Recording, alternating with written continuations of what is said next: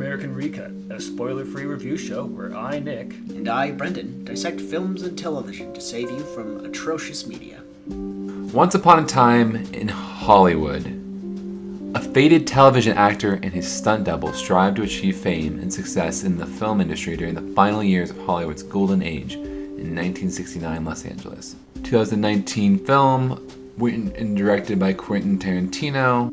So I say we just go through our points for American Recut, then devote all of our time to ramble on. Heck yeah. So, story. The synopsis covers it pretty well. It is about a faded television actor and his stunt double trying to achieve fame and success in Hollywood. And the people, the real life people they encounter along the way. They are the fictitious characters based on real people interacting in sort of an alternate timeline with things that actually happen to people who are actually existing. That's right. This is definitely a Tarantino-style reimagining of certain times in history. And in this case, is mostly about the Manson family and the Manson murders around that time. I'll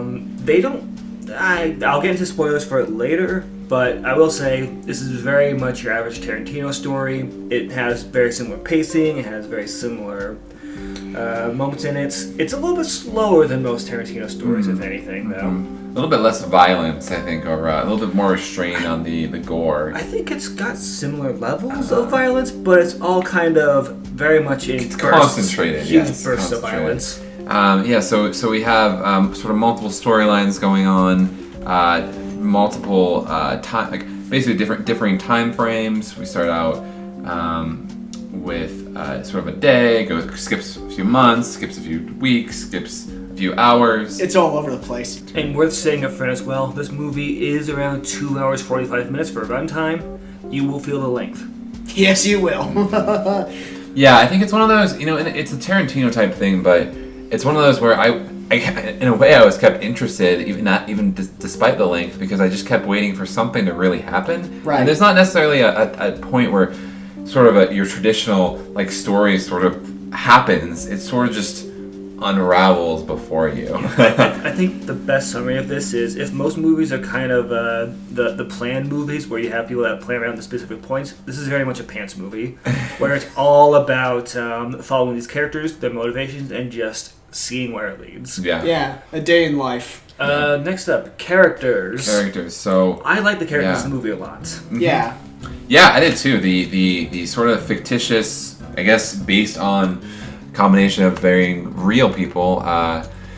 Interesting, great characters. Great characters and great acting by Leonardo DiCaprio, Brad Pitt, and pretty much all the guys. Yeah, basically everyone. A lot of celebrities in this as well. Margot Robbie, Kurt Russell, Al Pacino, all the greats. This is definitely a movie that really lives or dies on the strength of its characters, and every character has unique motivations. They've got their own driving force. They all kind of push the story in different interesting ways. Some characters do feel secondary or kind of ancillary to the plot in this movie, but again, it's Tarantino. There are always one or two characters who kind of exist in their own world away from all the events happening.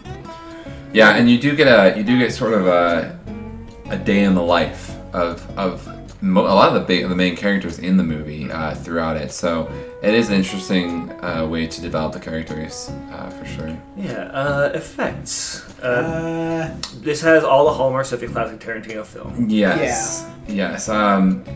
Some great, also really scary, kind of freaky, gory, violent scenes. Yeah. Practical effects, some good special effects in places where it was needed. Mm-hmm. Not many. No. I loved just the general setting. Great. So obviously this is the late 60s, and it seems to be captured incredibly well. It is dripping with style, this movie. If nothing else, there's so much style to this movie. Yeah, there's just... what an effort that must have gone into trying to recreate everything to be like it was in 1969. It was amazing. Out of this world, dude. And obviously, as far as camera angles, as far as positioning, as far as framing, it's all excellent. Of course, this is Tarantino's wheelhouse. All of his hallmark methods of camera work. Yeah. And if you're curious, yes, he still has a foot fetish. Yes, he will find every excuse to slam a foot in your face if he gets a chance. Yeah, I didn't realize that he had that, and He has it in this movie, and he loves the lower, like, fourth of the body shots. So you see a lot of people in their boots. Yeah. There's some stuff in particular that I'll get into later. Yeah. Anyways, themes for the final one. Mm-hmm. This movie has themes, but I couldn't put them in words. Yeah. I kind of want to try. Go for it. The folly of youth, and as well as the struggles of remaining relevant. That's what I kind of take away from this movie. All right. Yeah, I think there was definitely in the two main characters, you see that sort of like their struggle to go through and try to, find meaning or do well in what they're doing and keep succeeding and find themselves just dealing with, going through a long career and the ups and downs that happen with that. I think if there is a theme that I would latch onto, it's that things work out. Because that seems to be a thing that happens consistently in this movie, is things just kind of happen to work out when they have no plan. Yeah. That's definitely a Tarantino thing. I think that this is a movie that has a lot of the kind of hallmarks and themes of your average Hollywood movie about Hollywood, where it is all about like the struggles of living in Hollywood, the struggles of finding your next job, your next paycheck, doing stunt work, so on. Yep. Yeah, we encapsulated that pretty well. Now, I did enjoy this movie, but would I see it in theaters? Meh. I don't know. I'm gonna say yes. Yeah, I think I'm seeing a movie like this, especially with the way that Tarantino does his films. I think seeing them in the theater is probably one of the best spots to do it. I think I'm also on the side of the fence for seeing this in theaters. It's a great extravaganza for effects. It's a good display of Tarantino's style. And as long as you know what you're getting into, you'll probably have a good time with it. Yeah. But it is a long one. It is, yeah. It's definitely one of those, I think another reason just to see it in theaters is because that's probably the best place. I mean, that's one of the best places to experience a movie. And would I want to watch this again? Maybe one day, but not really. Yeah, I don't know. This is not one where I'm watching it on cable or something. Like, I'm not gonna be like, oh, thank God, I got to devote 3 hours of my life to watch this. So I think that's why I'm saying see it now, and then move on with your life. Right. It's a fun one time for sure. It's got a lot of style, but I can't imagine it'll be easy to sit through a second time. Right. All right. Well, we'll see you at the Ramble, folks. And thank you again for joining us, Tom. Thank you.